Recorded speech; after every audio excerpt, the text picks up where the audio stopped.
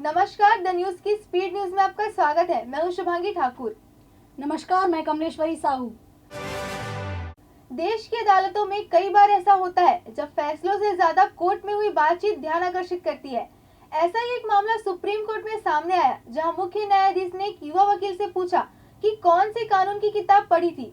इतना कहने के बाद कोर्ट ने वकील को चेतावनी भी दी। दरअसल एक युवा वकील ने सुप्रीम कोर्ट में एक याचिका लगाई थी, जिसमें दिल्ली हाई कोर्ट को एक जमानत याचिका पर सुनवाई करने के निर्देश देने की मांग की गई थी।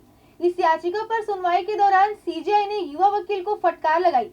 सीजेआई ने वकील से कहा, आप युवा हैं, लेकिन आपको पता है कि आप क्या कर रहे हैं। आपने अनुच्छेद 32 के तहत याचिका लगाई है कि हाई कोर्ट को जमानत याचिका सुनने के निर्देश दिए जाए। आपने यह याचिका लगाने से पहले कानून की कौन सी किताब पढ़ी थी? नेताजी सुभाष चंद्र बोस की 125वीं जयंती पर विक्टोरिया मेमोरियल पर हुए कार्यक्रम में जय श्री राम के नारे से हुई नाराज बंगाल मुख्यमंत्री ममता बनर्जी ने बीजेपी पर निशाना साधा।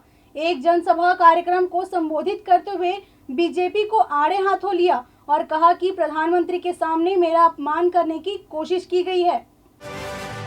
कृषि कानून के खिलाफ जारी आंदोलन के बीच मंगलवार को देश गणतंत्र दिवस मनाने जा रहा है। किसानों के आंदोलन को देखते हुए ही अब हरियाणा सरकार ने अपने कार्यक्रमों में बदलाव किया है। मुख्यमंत्री मनोहर लाल खट्टर और अन्य कुछ मंत्रियों के कार्यक्रम स्थल को बदल दिया गया है। दरअसल सीएम मनोहर खट्टर को पानीपत में कार्यक्रम में ध्वजारोहण करना था, लेकिन यह किसानों ने उनके विरोध करने का ऐलान कर दिया। ऐसे में अब खट्टर पानीपत के बजाय पंचकुल के एक कार्यक्रम में ध्वजारोहण करेंगे। दूसरी ओर उप मुख्यमंत्री दुष्यंत चौटाला अब अंबाला में ध्वजारोहण करेंगे। कई जिलों के किसानों ने ऐलान किया है कि किसी मंत्री या नेता को ध्वजारोहण नहीं करने देंगे, जबकि कोई अधिकारी करना चाहिए तो झंडा फहरा सकता है। तेलंगाना के चित्तूर से एक दिल दहला देने वाला मामला सामने आया है, जहां एक प्रेम कहानी का दुर्भाग्यपूर्ण अंत हो गया। दो प्रेमियों ने शादी के लिए अपने परिवार वालों को मनाने की बहुत कोशिश की, लेकिन आखिर में लड़की ने तेलंगाना गांव में आत्महत्या कर ली। और वहीं दूसरी तरफ प्रेमिका की मौत की खबर सुनकर प्रेमी ने भी आहत में आकर आत्महत्या कर ली। राजेश नाम का लड़का मनीषा नाम की लड़की से प्यार करता था। मनीषा जगतियाल के गोलापल्ली मंडल की रहने वाली थी। ये प्रेमी युगल एक दूसरे से शादी करना चाहते थे, लेकिन उनके माता पिता रिश्ते के खिलाफ थे। मनीषा की आत्महत्या के कुछ दिनों बाद उसके प्रेमी राजेश ने भी गल्फ में आत्महत्या कर ली। आत्महत्या से पहले राजेश ने एक सेल्फी वीडियो पोस्ट किया, जिसमें वह मनीषा की आत्महत्या से दुखी होकर रोते हुए नजर आ रहा है और शिकायत करते हुए दिखाई दे रहा है। उत्तर प्रदेश की सरकार किसानों की कमाई में इजाफा करने के उद्देश्य से अब किसानों से फसल का कचरा खरीदने जा रही है। इसके लिए किसानों को अच्छी खासी कीमत मिलेगी। इस पॉलिसी के तहत यूपी सरकार किसानों से धान की पराली और गन्ने की पत्तियां खरीदेगी। यूपी सरकार ने फैसला किया है कि किसानों से फसल का कचरा खरीदकर इसका नया इस्तेमाल किया जाएगा। इसके लिए प्रदेश में अब एक बायोकोल प्रोडक्शन यूनिट भी लगाई जा रही है। बहारची जिले के रिसिया इलाके में यह प्रोडक्शन यूनिट लगाई जाएगी, जिसमें कृषि उत्पादों से बचा हुआ कचरा सरकार खरीदकर उसका इस्तेमाल अन्य उत्पाद बनाने के लिए करेगी। गणतंत्र दिवस के मौके पर इस बार देश दो परेड का गवाह बनने वाला है। राजपथ पर निकलने वाली परेड और दिल्ली की सीमाओं पर निकलने वाली किसानों की खास ट्रैक्टर रैली। दिल्ली पुलिस ने शर्तों के साथ किसानों को रैली निकालने की इजाजत दे दी है, जिसके बाद अब सुरक्षा व्यवस्था पर नजर रखी जा रही है। किसान भी इस परेड को खास बनाने में लगे हुए हैं। सभी ट्रैक्टरों को खास तरीके से सजाया जा रहा है। किसानों की ट्रैक्टर रैली में भी झांकियों का अंबार दिखेगा, जो अलग अलग तस्वीरों को दर्शाएगा। उम्मीद लगाई जा रही है कि करीब हजारों की संख्या में ट्रैक्टर यहां शामिल होंगे। किसानों की ट्रैक्टर रैली में जब हजारों चमचमाते ट्रैक्टर चल रहे होंगे, तब इन्हीं में से एक गुजरे जमाने का खास रूसी ट्रैक्टर भी होगा। 60 के दशक के इस ट्रैक्टर को करीब 7,000 रुपये से रूस से मंगाया गया है। यानी जिस ट्रैक्टर से सोवियत संघ को रूस बनाते दिखेगा, वो अब किसानों की ट्रैक्टर रैली में दौड़ेगा। पश्चिम बंगाल की मुख्यमंत्री ममता बनर्जी ने एक बार फिर भारतीय जनता पार्टी पर निशाना साधा है। ममता ने कहा है कि बीजेपी टीवी पर चुनाव जीत रही है। महिलाओं से अपील करते हुए ममता ने कहा कि अगर बीजेपी हथियार और बम लेकर निकलती है तो अपने बर्तनों के साथ तैयार है। सीएम ममता बनर्जी ने कहा कि हमने तारकेश्वर और फुरफुरा शरीफ को विकसित किया है। हम प्रत्येक नागरिक को निशुल्क चिकित्सा बीमा योजना स्वास्थ्य साथी दे रहे हैं। हम किसान के निधन पर उनके परिवार को 2 लाख दे रहे हैं। हम मुफ्त राशन देना जारी रखेंगे। अगर किसी ने कोई गलत काम किया तो उससे निपटा जाएगा। बीजेपी पर हमला बोलते हुए सीएम ममता बनर्जी ने कहा है कि भाजपा एक वॉशिंग मशीन है, चोर उनके पास भाग रहे हैं और साफ हो रहे हैं। कुछ ऐसे हैं जो लालची हैं, वे बीजेपी में शामिल हो रहे हैं। भारत और चीन की सेना के बीच एलएसी पर झड़प की खबरों के बीच कांग्रेस ने मोदी सरकार को घेरा है। कांग्रेस अध्यक्ष राहुल गांधी ने ट्वीट पर लिखा है, भारतीय सीमा में चीन का दखल बढ़ता जा रहा है, लेकिन मिस्टर छप्पन ने चीन शब्द का इस्तेमाल महीने से नहीं किया है। हो सकता है कि वह चीन शब्द कहने के साथ शुरुआत करें। कांग्रेस प्रवक्ता रणदीप सुरजेवाला ने ट्वीट कर मोदी सरकार से हालात स्पष्ट करने को कहा है। सुरजेवाला ने ट्वीट पर लिखा है, मोदी जी, देश की सीमा में चीनी अतिक्रमण व घुसपैठ को लेकर आपकी रहस्यमय चुप्पी दुश्मन के हौसले को बढ़ा रही है। चीन से डरे मत, पूरा देश मजबूती से लड़ेगा। बात साफ बताइए, हालात क्या हैं? राष्ट्रीय सुरक्षा लुका छुपी का खेल नहीं है, हालात गंभीर है। बेअंत सिंह हत्याकांड मामले में दोषी बलवंत सिंह राजोआना की मौत की सजा को उम्र कैद में बदलने की याचिका पर सोमवार सुप्रीम कोर्ट में सुनवाई हुई। केंद्र सरकार ने कोर्ट से 3 हफ्ते के समय मांगा है। सुनवाई के दौरान मुख्य न्यायाधीश एस.ए. बिबड़े ने पूछा कि आखिर 3 हफ्ते क्यों मांग रहे हैं? आपने 26 जनवरी के पहले की बात कही थी। सुप्रीम कोर्ट ने राजोआना पर फैसला लेने के लिए केंद्र सरकार को आखिरी मौका दिया है। सुप्रीम कोर्ट ने केंद्र को 2 हफ्ते का समय दिया। मामले की सुनवाई 2 हफ्ते के लिए टल गई है। पिछली सुनवाई में सुप्रीम कोर्ट ने कहा था कि केंद्र सरकार बलवंत सिंह राजोआना की अर्जी पर 26 जनवरी तक फैसला करे, जिसमें उसने सजा कम करने का अनुरोध किया है। बलवंत सिंह करीब 25 साल से जेल में है। साल 1995 में चंडीगढ़ स्थित सचिवालय के सामने हुए बम धमाकों में बेअंत सिंह समेत 18 लोगों की मौत हो गई थी। मध्य प्रदेश के रतलाम जिला अस्पताल में रविवार रात लापरवाही की एक बड़ी तस्वीर सामने आई। पेट में चाकू लगा एक घायल युवक घंटों इलाज के लिए तड़पता रहा, लेकिन डॉक्टर उसका इलाज करने के बजाय परिजन का इंतजार करते रहे। वहीं पुलिस अपने बयान की कार्रवाई में मशरूफ रही। घायल युवक का नाम राजेश है। दरअसल बीती रात पेट में चाकू लगे घायल युवक को जिला अस्पताल लाया गया था। बताया गया कि सारंगी सगाई से लोडिंग वाहन में लौटते वक्त राजेश का अपने साथियों से विवाद हुआ था और लोडिंग वाहन में राजेश को चाकू मार दिया गया था। राजेश को एक युवती जिला अस्पताल लेकर पहुंची, जो खुद को उसकी बहन बता रही थी। हालांकि घटनास्थल को लेकर काफी देर तक संशय बना रहा और पुलिस उलझी रही। उधर घायल जिला अस्पताल में पेट में चाकू पड़े तड़पता रहा। अब की पहली बार महामारी के दौर में गणतंत्र दिवस मनाया जा रहा है। इस बार के गणतंत्र दिवस समारोह में किसी दूसरे देश का मुख्य अतिथि नहीं होगा। कोरोना के कारण इस बार ये परंपरा टूट गई है। दरअसल ब्रिटेन के पीएम बोरिस जॉनसन इस बार गणतंत्र दिवस पर मुख्य अतिथि होने वाले थे, लेकिन ब्रिटेन में कोरोना के नए स्ट्रेन के कारण उन्होंने अपनी भारत की यात्रा रद्द कर दी। ऐसा पिछले 55 सालों में कभी नहीं हुआ कि गणतंत्र दिवस समारोह में कोई विदेशी मेहमान शामिल न हुआ हो। कांग्रेस के पूर्व अध्यक्ष राहुल गांधी ने आरोप लगाया है कि प्रधानमंत्री नरेंद्र मोदी ही वह व्यक्ति है जिसके जरिए बालाकोट एयर स्ट्राइक के पहले उसकी जानकारी रिपब्लिक टीवी के प्रधान संपादक अर्नब गोस्वामी को मिली थी। वैसे उन्होंने अपने दावे को लेकर कोई सबूत तो पेश नहीं किया। प्रधानमंत्री कार्यालय की तरफ से भी फिलहाल इस दावे पर कोई जवाब नहीं आया है। कांग्रेस नेता ने यहां एक रोड शो के दौरान कहा कि प्रधानमंत्री और रक्षा मंत्री समेत सिर्फ 5 लोगों को किसी सैन्य कार्यवाही के बारे में पहले से जानकारी रही होगी। उन्होंने अर्नब की कथित व्हाट्सएप बातचीत पर हवाला लेते हुए कहा कि कुछ दिनों पहले यह जानकारी सामने आई कि एक पत्रकार बालाकोट में एयर स्ट्राइक के बारे में पहले से जानता था। पाकिस्तान में भारतीय वायुसेना की ओर से बमबारी किए जाने के 3 दिनों पहले ही एक पत्रकार को बता दिया गया था कि क्या होने जा रहा है। केंद्र सरकार ने कोरोना वायरस वैक्सीन को लेकर अफवाह फैलाने वालों के खिलाफ कड़ी कानूनी करने का कहा गया है। केंद्र ने इस बाबत सभी राज्यों और केंद्र शासित प्रदेशों के मुख्य सचिवों को पत्र लिखा है। देश में 16 जनवरी से कोरोना टीकाकरण कार्यक्रम चल रहा है, लेकिन यह लक्ष्य के अनुरूप अपेक्षित गति नहीं पकड़ पा रहा है। भारत में अब तक 16 लाख से ज्यादा लोगों को कोरोना का टीका लग चुका है। केंद्रीय गृह सचिव अजय भल्ला ने पिछले हफ्ते राज्यों व केंद्र शासित प्रदेशों को इस बाबत पत्र लिखा है। इसमें राज्यों को बताया गया है कि आपदा प्रबंधन कानून और आईपीसी की धाराओं के तहत ऐसे लोगों पर कार्रवाई की जा सकती है। गृह सचिव ने कहा है कि अफवाह और झूठी खबरों पर रोक के लिए ऐसे लोगों पर कार्रवाई जरूरी है। इसके साथ ही वास्तविक तथ्यों के आधार पर विश्वसनीय सूचनाओं के प्रसार की सलाह भी राज्यों को दी गई है। अफवाह फैलाने वाले संगठनों और किसी व्यक्ति पर कानूनी प्रावधानों के तहत दंडात्मक कार्रवाई की जाएगी। कोरोना महामारी को हराने के लिए देश में कोरोना वैक्सीनेशन कार्यक्रम जोरों शोरों से जारी है। देश भर में पहले चरण में स्वास्थ्य कर्मियों को कोरोना से बचाने के लिए यह टीका लगाया जा रहा है। वहीं विश्व के सबसे बड़े टीकाकरण अभियान में सोमवार से जम्मू कश्मीर में तैनात बीएसपी के जवानों भी जुड़ गए हैं। जम्मू के बीएसएफ मुख्यालय द्वारा शुरू की गए इस टीकाकरण अभियान में पहले चरण में करीब 170 बीएसएफ स्वास्थ्य कर्मियों के यह टीका लगाया जाएगा।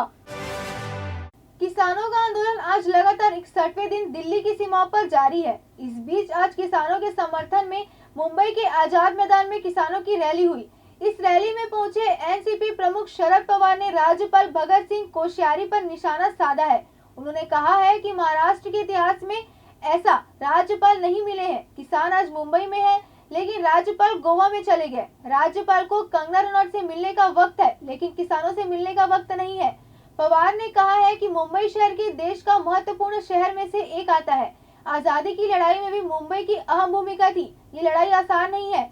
जिनके हाथों में सरकार है उन्हें किसानों की कोई चिंता नहीं है। इतने दिनों से किसानों का आंदोलन चल रहा है, लेकिन पीएम मोदी ने अभी तक किसानों की खबर तक नहीं ली है। बिहार के पूर्व मुख्यमंत्री और राष्ट्रीय जनता दल आरजेडी के सुप्रीम लालू प्रसाद यादव बीमार हैं और दिल्ली के एम्स में भर्ती हैं। चारा घोटालों में सजा काट रहे लालू प्रसाद यादव की रिहाई की मांग जोर पकड़ने लगी है। इस बीच तेज प्रताप यादव ने अपने पिता लालू प्रसाद यादव की रिहाई के लिए मुहिम शुरू की है। इसके तहत राष्ट्रपति को पत्र लिखकर लालू प्रसाद यादव को रिहा किए जाने की मांग की है। मध्य प्रदेश के छिंदवाड़ा से किन्नरों के बीच हुई मारपीट का एक वीडियो वायरल हुआ है। सौसर थाना क्षेत्र के ग्राम रामाकोना में हाट बाजार में बीते दिन रविवार की दोपहर क्षेत्र सीमा और वसूली को लेकर किन्नरों के दो गुट आपस में भिड़ गए। इस दौरान जमकर लाठी डंडे चले। मारपीट के दौरान भागम भाग मची रही। लाठी डंडे और पत्थर से किन्नर एक दूसरे पर हमला करते रहे। झगड़े को बढ़ता देख स्थानीय लोगों ने बीच सड़क हो रही इस मारपीट को बंद कराया और पुलिस को सूचना दी। मौके पर मौजूद कुछ लोगों ने इस घटना का वीडियो बनाकर वायरल कर दिया है। रामाकोना हाट बाजार में दो किन्नर वसूली करने पहुंचे और इस दौरान नागपुर से आए दो किन्नर भी इस इलाके में वसूली करने लगे। इस पर सौसर के किन्नरों ने आपत्ति जताई और दोनों गुटों के बीच विवाद हो गया। सौसर के किन्नरों ने लाठी और पत्थर मारकर नागपुर से आए किन्नरों को घायल कर दिया। मौके पर मौजूद स्थानीय लोगों द्वारा मारपीट रहे किन्नरों को झगड़ा शांत कराया गया। पश्चिम बंगाल की मुख्यमंत्री ममता बनर्जी के जय श्री राम के नारे लगने के बाद कार्यक्रम में बोलने से इनकार करने पर शिवसेना के सांसद संजय राउत ने कहा, इस नारे से किसी को नाराज नहीं होना चाहिए। राउत ने सोमवार को पत्रकारों से कहा कि उन्हें यकीन है कि ममता बनर्जी को भी भगवान राम में विश्वास है। राउत ने कहा, देश में किसी को भी जय श्री राम कहने से नाराज नहीं होना चाहिए। उन्होंने कहा, जय श्री राम कहने से किसी की भी धर्मनिरपेक्षता खतरे में नहीं आएगी। हमारा मानना है कि भगवान राम देश के गौरव हैं। राज्यसभा सांसद ने कहा, जय श्री राम कोई राजनीतिक शब्द नहीं है, यह हमारे विश्वास की बात है और मुझे यकीन है कि ममता दीदी भी भगवान राम में विश्वास रखती हैं। प्रधानमंत्री नरेंद्र मोदी ने आज राष्ट्रीय बाल पुरस्कार पाने वाले 32 बच्चों से बातचीत की। पीएम मोदी ने इन बच्चों की जमकर तारीफ की। पीएम मोदी ने गुजरात के मंत्री जितेंद्र हरखानी से भी संवाद किया। मंत्री ने पीएम मोदी को चाय के लिए आमंत्रित किया। पीएम ने भी न्योता स्वीकार करते हुए राजकोट के गाठिया की फरमाइश कर दी। सांसद दीपक बैस ने भाजपा, आरएसएस और झीरम नक्सल घटना पर बड़ा बयान दिया है। सांसद ने कहा कि आरएसएस नक्सलियों से ज्यादा खतरनाक है। झीरम की घटना एक सुपारी की रिंग थी। पुल और सड़क निर्माण के विरोध पर कहा कि भाजपा ग्रामीणों को बरगलाकर विरोध प्रदर्शन करवा रही है। गौरतलब है कि सांसद दीपक बैस ने भाजपा के 37 विधायक कार्यकर्ताओं को कांग्रेस में प्रवेश कराया था। हरदी बाजार बस स्टैंड के पास उस वक्त हड़कंप मच गया जब बाइक सवार दो युवकों ने किसान से लूट की घटना को अंजाम दिया।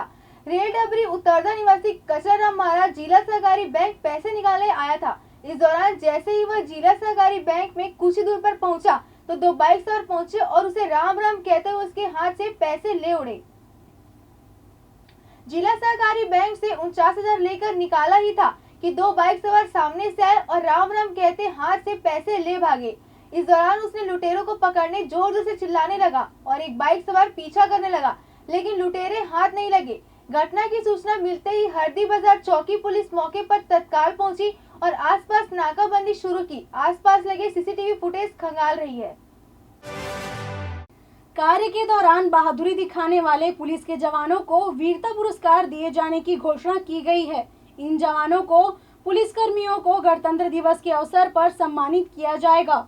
केंद्र सरकार द्वारा जारी की गई सूची में छत्तीसगढ़ के 8 पुलिसकर्मियों को पुलिस मेडल ऑफ गैलेंट्री दी जाएगी।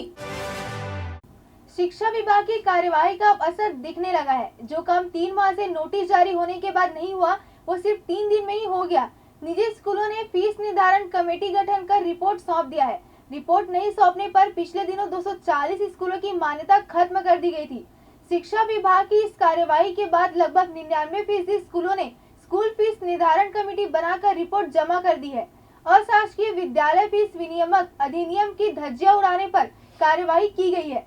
जिला शिक्षा अधिकारी GR चंद्राकर ने बताया कि अशासकीय विद्यालय फीस विनियमक अधिनियम के तहत जारी आदेश का पालन नहीं करने पर रायपुर के 240 स्कूलों को मान्यता खत्म कर दिया गया है। मान्यता खत्म होते ही 3 दिन का समय मांगा था, जिस पर ध्यान रखते हुए उनको 3 दिन का समय दिया गया था। इस 3 दिनों में 3 महीने में नहीं हुआ काम हो गया है। सभी स्कूलों ने समिति गठन कर रिपोर्ट सौंप दी है और कुछ ही स्कूल शेष है।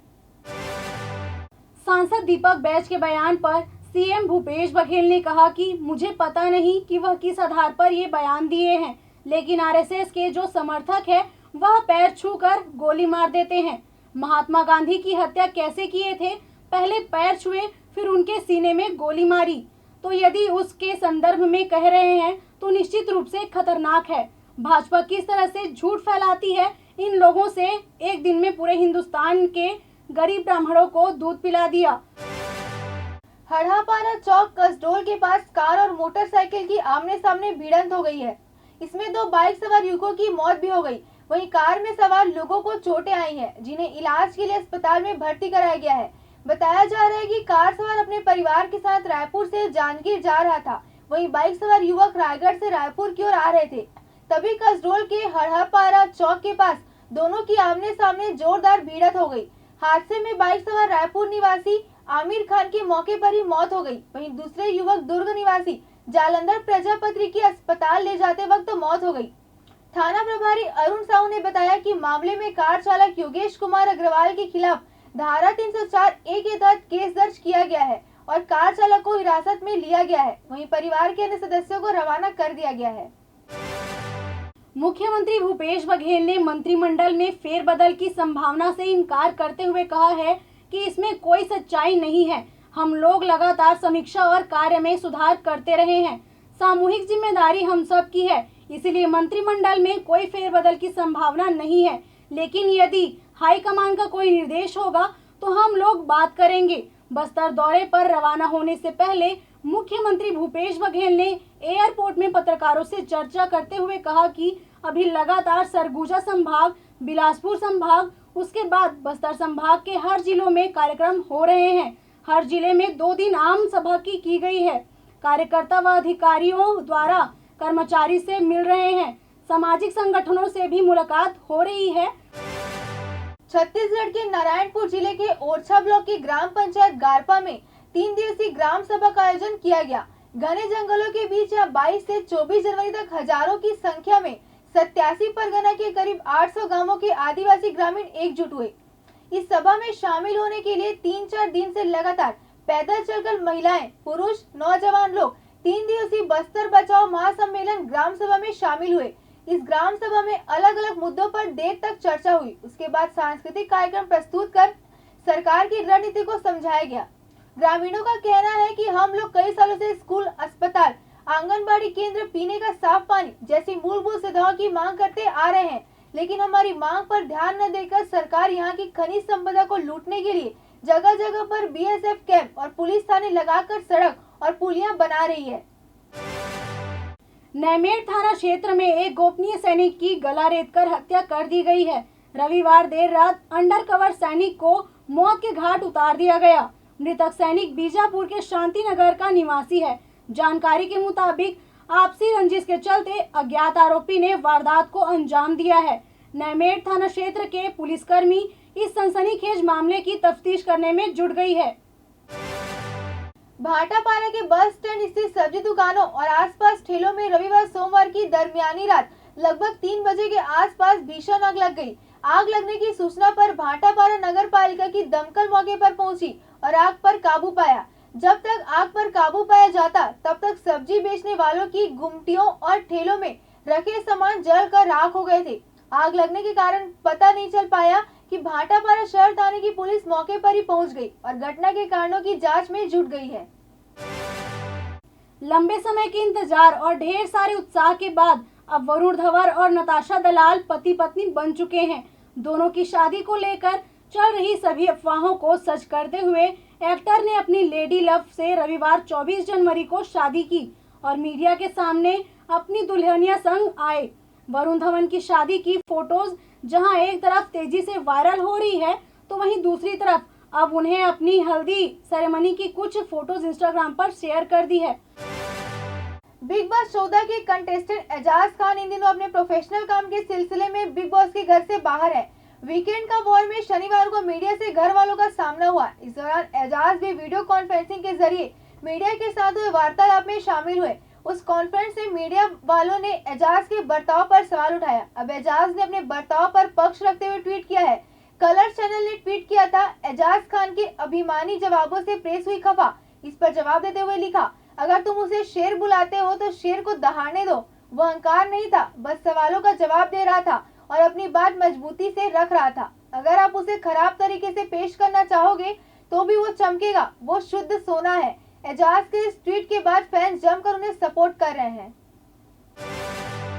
अपनी आवाज और अदाकारी से लाखों लोगों को दीवाना बना चुके भोजपुरी फिल्म इंडस्ट्री के सुपरस्टार एक्टर खेसारी लाल यादव का नया वीडियो रिलीज होते ही छा गया है। खेसारी लाल यादव का यह गाना रिलीज होने के बाद कुछ ही घंटों में लाखों व्यूज बटोर चुका है। वायरल हो रहे इस भोजपुरी गाने के बोल हैं, हार गया मेहरारू से। इस गाने को खेसारी लाल यादव ने गाया है। बॉलीवुड की मशहूर सिंगर नेहा कक्कड़ ने लोगों का दिल जीतने में कोई कसर नहीं छोड़ी है। उन्होंने अपनी सिंगिंग से पूरी दुनिया में जबरदस्त पहचान हासिल की। नेहा कक्कड़ सोशल मीडिया पर भी खूब एक्टिव रहती है और अक्सर अपनी फोटो और वीडियो शेयर कर फैंस के साथ जुड़ी रहती है। नेहा कक्कड़ का हाल ही में एक वीडियो भी खूब वायरल हुआ है, जिसमें वो अपनी मम्मी के सिर में चंपी करती हुई दिखाई दे रही हैं। इस वीडियो को नेहा कक्कड़ ने अपने इंस्टाग्राम अकाउंट पर शेयर किया है, जिसे अभी तक 23 लाख से भी ज्यादा बार देखा जा चुका है। इंतजार की घड़ी खत्म हो गई है। बहुप्रतीक्षित pan India multi starrer film RRR Dussehra के अवसर पर 13 अक्टूबर 2021 को दुनिया भर में रिलीज होगी।